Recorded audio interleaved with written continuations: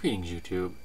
One of the staples of comic books and science fiction films are weapons that are internally encased inside a body. Whether they be full-blown cybernetics inside, a completely robotic arm, or in the case of like Wolverine, they're part of his skeletal structure that existed as a natural state as bone, but were eventually enhanced, but with metal through a painful and top-secret government process. He would be the Weapon X project. Now, they look cool. There's nothing quite as satisfying as that comic book sound, snick, when Wolverine's claws pop out of the back of his hand. But there's a minor problem with that, and that is strength. Now, those claws are often used as slashing weapons. Occasionally they're used as piercing weapons, but most often he uses them as slashing weapons. Now, I'm going to show you a couple of examples of what I mean by this. Okay, now, this right here is a BK7 from the Becker Knife and Tool Company. It is a 7-inch blade. It has what is called a full tang construction. The blade goes all the way. It's one contiguous piece of metal. Okay, very, very strong. You can swing this, and no matter how hard I try, I am never going to shear this blade. In fact, I would say that, taking human physiology into account, I don't think there's any human being that could swing this hard enough to shear this off, unless they hit the edge of something that was hardened metal. I mean, like you're going after wood or something, or a limb, you're not going to break this blade. It is incredibly strong, very good for batoning. I've done a review. I haven't posted it yet. This right here is a no-name OTF knife, out the front. And that means you go like this, and the blade pops out the front. You go like this, blade pops back in. Very cool. It's a lot of fun to play with, and quite reminiscent of Wolverine's claws, and it's one of the reasons I'm using it in this video. Now, the problem is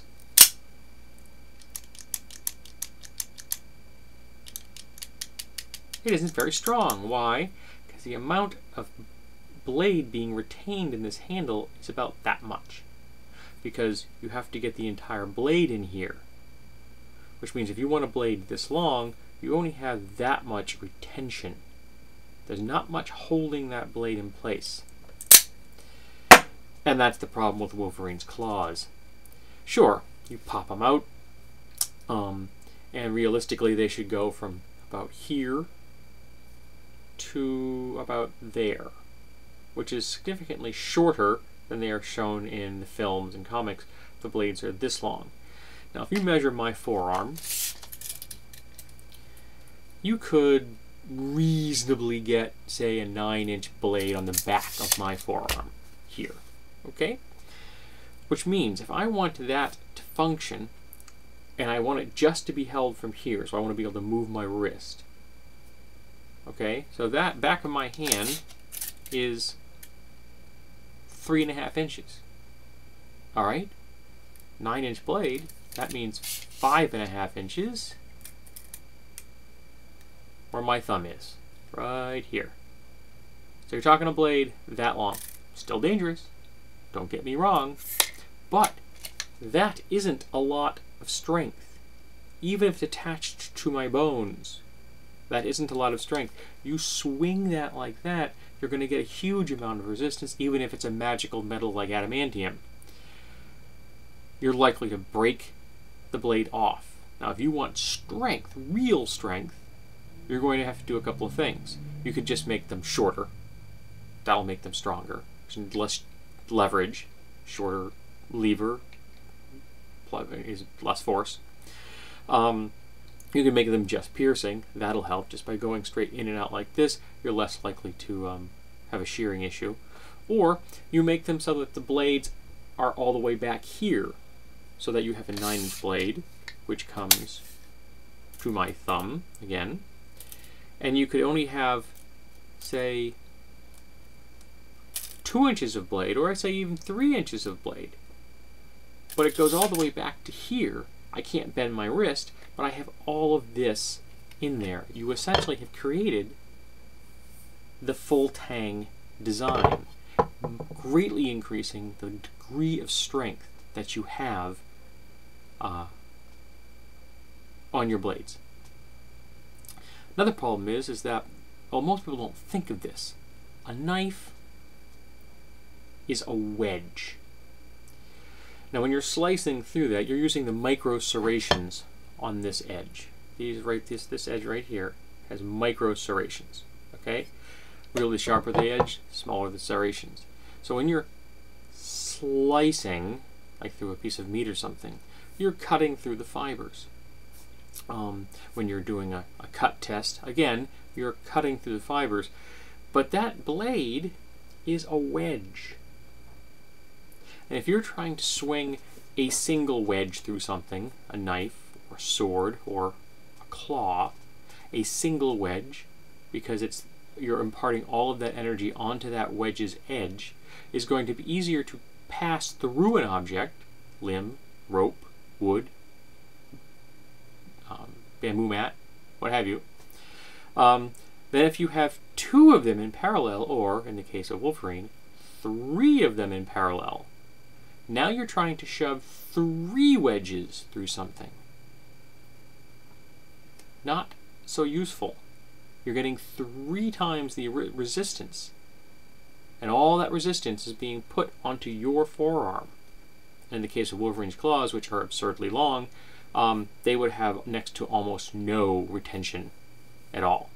So those things, whether they're bone or adamantium, should be snapping off every single time he uses them. Of course, he doesn't, because the writers don't want them to. It's wonderful when the writers can defy the laws of physics.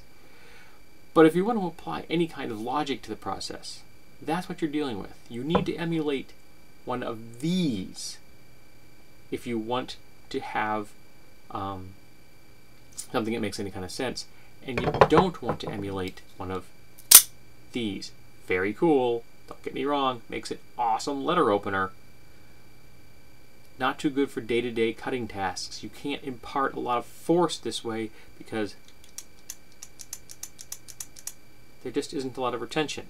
I will take a standard folding knife over that any day of the week because you have a greater degree of strength. Here you go. Here's a standard folding knife. But because it's using a locking mechanism here, even though the retention is only, up to 3/4 of an inch, the blade effectively becomes one big piece of metal, allowing you greater strength, better cutting, rock solid lockup. Of course, it doesn't go back in quite so coolly. I'm sorry, it was a bad angle for closing that knife. Usually I'm not doing it, waving in the air. So this has just been a bit of fluff here. It doesn't really come to any kind of fruition. But claws, which she will use on more than one occasion, say when she gets on or off my shoulders, are useful because they're tearing, not slashing. Claws don't do this. Claws do this. They rend, they rip, they tear. They do it very effectively. But if you have a cat, you know that those claw sheaths come off on a regular basis. They have to constantly renew them to keep them sharp.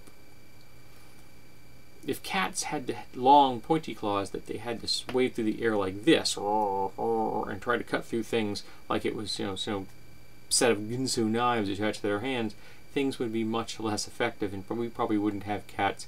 Evolution probably would have just pushed them to the wayside.